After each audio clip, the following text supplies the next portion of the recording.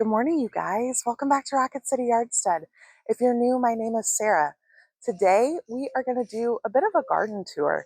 It's been a couple weeks since we've walked all through the garden, and things are just growing like crazy. And so I thought it would be fun to take a look at where everything is at right now. If you're unfamiliar with Rocket City, I live in the Huntsville, Alabama area. Let's take a walk around. You can see here, my peppers are just loaded with flowers. And if we get in here, tons of baby peppers as well. It's going to be no time, and I am going to be swimming in jalapenos, which I am very, very excited about.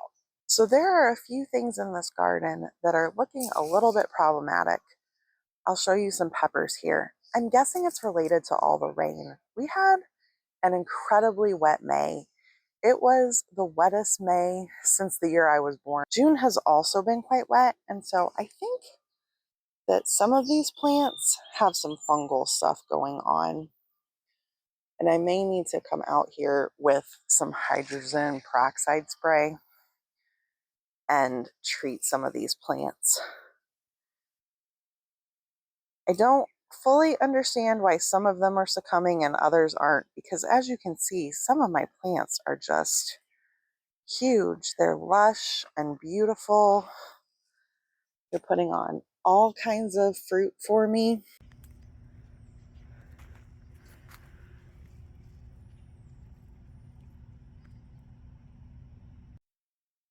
Got some basil here planted around our little ruby fig. This tree is coming out nicely. I'm very excited to see all of this growth on it. This was actually the last thing we planted in this new garden area, and it looks lovely. I thought I should show you guys the basils here around this fig tree.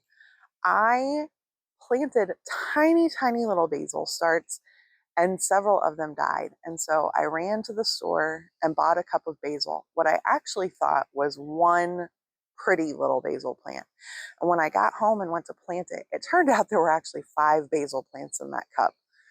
Basil is something that you can separate really easily.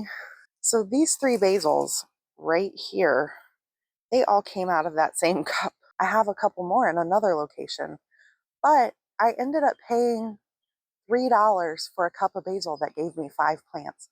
That's a pretty fantastic deal. I transplanted this zinnia and it has just taken off. It's beautiful. This flower is starting to fade.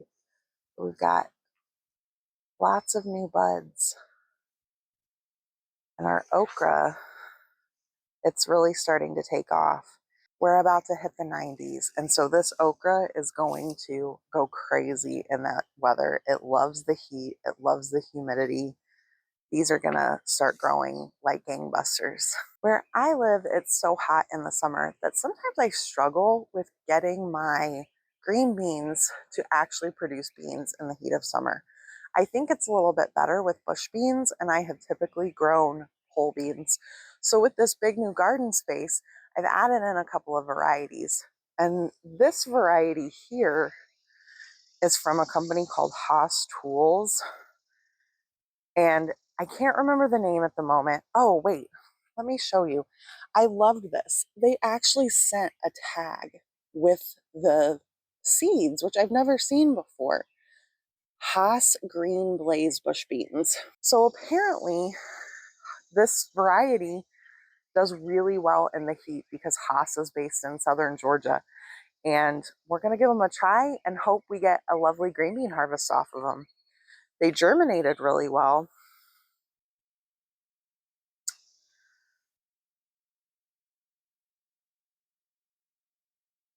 My cucumber transplants are starting to look really nice. They actually got some sun scald when I planted them. They were clearly not well hardened off by the nursery that I bought them from. I've never actually struggled with that before. Normally when you buy plants from a nursery, they're pre-hardened off. But maybe from now on, I'll just know I need to just give my plants a little bit of a chance to harden off myself, because one of my cucumber plants actually died, which was a bummer. These green beans are also looking really nice. This is actually a wax bean variety, and I'm very excited about that. We love a good tricolor bean salad. I added a couple of sweet potato vines in here next to my cucumbers, hoping that they would just fill out and run off the side of the bed and be really beautiful. My parsley has filled in nicely since I planted it. And look at this rogue butternut squash. Does not want to go up the trellis. We're going to see if we can make it. Oh, you know what? I think it was trying to put out some roots. Maybe I should let it go across the bed. What do you all think? Would it be better to let some of those vines run across the bed and out into the walkway so I can get some more nutrients? I may have to think about that. We love butternut squash. If it would give us more, that would be maybe worth letting it just kind of go crazy. Our loofah has reached a big milestone. As you can see, it's taller than me now. I'm very excited about this, and I've noticed some baby loofahs on here. Lots of little flower buds. So I think the biggest problem with this guy is going to be keeping it in check and making sure it doesn't overrun the green beans or onto the next trellis over. My butternut squash is starting to get little babies. Hopefully that one's going to get pollinated well and set us a beautiful butternut. It's not going to be very long, and we are just going to be swimming in snacking peppers. These plants are loaded. Our tomatillos are looking fantastic. And here we're going to zoom in a little bit and you can see how many little lanterns and flowers are on these. I'm really hopeful for a good harvest this year because last year my tomatillos did not do well and I only got about half a pint. But here's a better angle on those snacking peppers. You can see just how many are on this plant. Our Ajvarski peppers are just loaded with big peppers. Aren't they beautiful? I can't wait for these to ripen. And we also have an orange bell called Etuda, and they are loaded as well. So many peppers. So I thought I would tell you guys, I don't know if I made the right choice or not, but do you remember the tiny little basil? I've showed you guys this a few times. It just stayed the same size and wasn't growing. And so I put fertilizer on it, and then now it's as big as the fig tree. The fig tree was just a little bit limey in color. You can kind of see this leaf here. And everything I read said don't fertilize your fig tree in the first year so the roots can grow. But the tree just didn't look super healthy to me. And so I added some fertilizer, and you can see these newer leaves are much healthier looking. So I think it was the right call, and we're going to see how the fig trees do now that I have given them some fertilizer. Have you all ever seen an eggplant flower? I think they're so beautiful, but they actually grow kind of facing downwards. I'm going to see if I can get you in here because I have one that's just open and so lovely. The Corno de Toro peppers are just going absolutely crazy. They're covered in peppers that I think are big enough. They're going to start ripening here very soon. There's just a ton of them.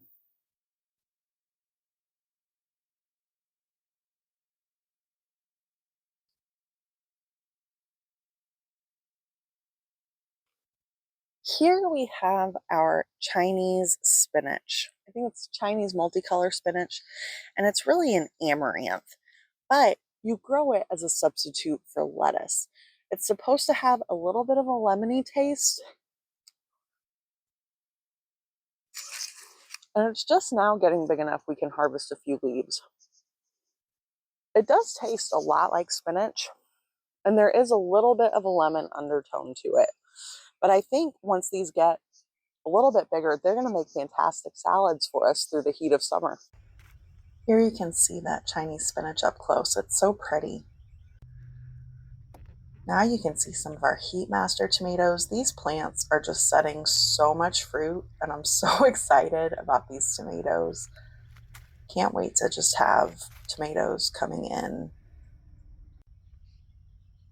Our pole beans are starting to grow as well, putting on flowers and climbing the trellis. And the ones that were a little bit behind, I got fertilizer on those and they're starting to catch up. So I'm happy about that. These pumpkins, they're Dutch fork pumpkins, and they are just so beautiful and they are starting to trail out of the beds. I actually have had to help them a little bit with the direction I want them to trail. And our strawberries are still giving us strawberries every once in a while. They're so delicious. Well, you guys, now it's time for the original raised bed garden area. This has changed quite a bit since the last time we did a garden tour because we harvested all the root vegetables. So let's take a look at the garden and see what's growing and what's different. Went to Lowe's yesterday to get something completely unrelated, and they finally had some Beauregard sweet potato slips. So I pulled out my bolting lettuce and planted 6 of those here next to the squash. Oh, and you know what I see, you guys? Here in the squash plants, we've got some ready for us. Y'all, these are the most healthy, robust squash plants I have ever grown. They are, I think, an F1 hybrid called Razor. I'm going to have to look that up. But I bought them at a local nursery. And I may have to look into seeds because I have never had yellow squash do this well for me before. Here where I pulled out the potatoes, I haven't planted anything yet, but I'm thinking about planting some zucchini seeds. Along the trellis, I planted some tomatoes. If you happen to watch the pruning video of the tomatoes, I had mentioned that I thought I was going to root some suckers from some of my plants that I pruned back. Well, you guys, by the end of that pruning session, I completely forgot about those suckers and just left them laying here in the garden. So they did not get put in water to root. But I went to Costco and they still had tomato plants. I think it was $10.99 for 3 plants. And when I went to my local Lowe's and ended up getting those sweet potatoes, they had plants the same size for $10 each. So this was a fantastic deal. You can see how nice sized these plants are, and I'm very excited to have them. They're just a classic beefsteak tomato. This pineapple sage here is getting huge, which I love. Last year, I planted a pineapple sage in the exact same spot, and I know they say you shouldn't do that, but I did fertilize and everything. But by the end of the season, it was sticking out both sides of the garden bed, and it had just its beautiful red flowers sticking out everywhere, and I loved it. So I thought we'd try and duplicate that this year. I have one zucchini rampicante in particular that has really taken off and is growing like gangbusters.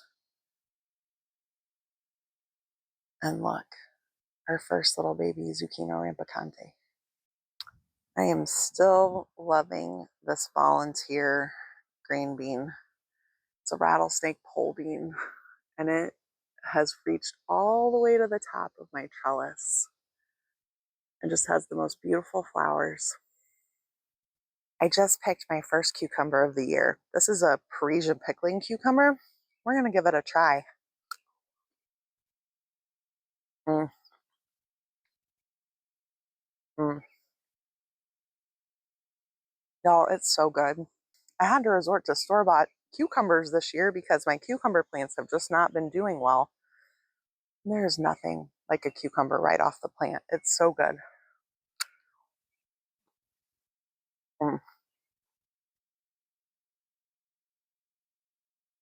We will savor every cucumber this garden decides to give us. Some of my more recent tomato plants are looking really good, but look at that eggplant. I can't wait for the eggplants to be ready. I showed you all the eggplants, but I thought I would show you this volunteer maypop that I have. It's right here next to the eggplants. It's actually climbing the trellises they're in, but I've just let it be. Last year, I had a volunteer maypop as well. It was in this bed in a different spot. But by the time we got to mid-July, the Gulf fritillary butterflies had showed up and their caterpillars had just decimated the plant. So I don't think it's going to get too big and overgrown and take over everything because those caterpillars will take it out eventually. But maybe we'll get to see a few beautiful flowers before that happens. The last big change here in the garden is that I pulled out my bolting radishes and planted my white sweet potatoes. I don't actually know what variety these sweet potatoes are because I bought them at a local store and they said white sweet potato. And I have just been growing these sweet potatoes off of slips from the previous year's sweet potatoes going on, I think this is year 5. So they're delicious. They grow well for me. And so I guess it doesn't really matter what the variety is, but I'm just happy to have them. Here you can see I got the rest of the area weeded where the onions and carrots were. I'm not 100% sure what I'm going to do here. I'm thinking about just putting a tarp over it for now because this is where I think we will probably plant carrots and rutabagas and just root vegetables for the fall. And my understanding is that those things should go in sometime in July. So I may just leave it empty. I do want to cover it if I decide to leave it empty though, because I think that will help us keep the weeds down while we wait to plant.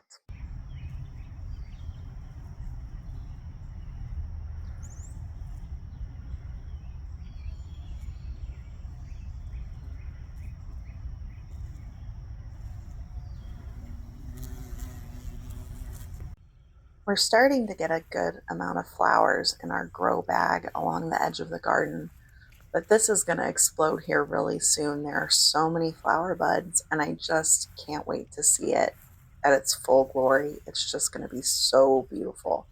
The flowers growing here currently that have opened are already just really lovely.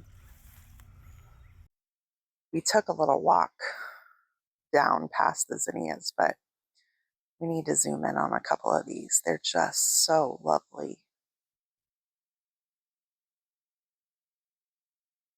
I got some new ones from Johnny Seed this year called Aurora, and I think these are those variety, and they're just absolutely gorgeous.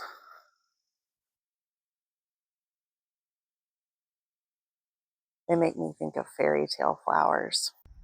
It feels like because of the rain and some of the cooler weather we've had that the tomatoes are a bit behind this year, but you can see there's a good amount of tomatoes set on my plants. And so we're just waiting for some of these to get to full size and ripen, but we'll have tomatoes in no time. Well, you guys, the garden actually had a little bit of a surprise for me. I found a nice handful of blackberries. We are not normally harvesting blackberries this late in the year, at my house anyway.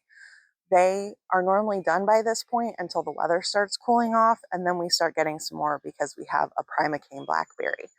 But with all this rain and it's been a bit cooler, I guess they decided they were going to give some more. Definitely not going to complain about that. I'm very excited to see where everything's at. We're going to be harvesting so much food out of here in no time, and I can't wait. So thanks for hanging out with me today. I'm so glad you were here, and I'll see you next time. Bye.